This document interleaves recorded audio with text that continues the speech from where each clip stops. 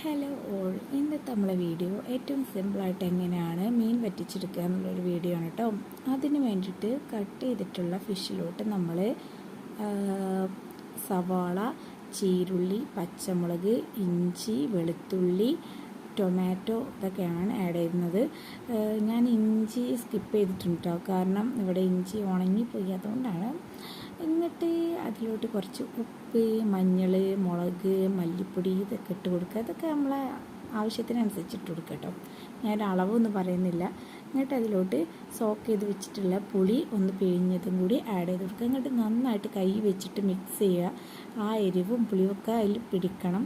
എന്നിട്ട് അടുപ്പത്ത് വെക്കുക. മീഡിയം ടു ലോ ഫ്ലെയിമിൽ കുക്ക് ചെയ്താൽ മതിയിട്ട്, ഭയങ്കര ഹൈ ഫ്ലെയിമിലിട്ട് കുക്ക് ചെയ്യേണ്ട.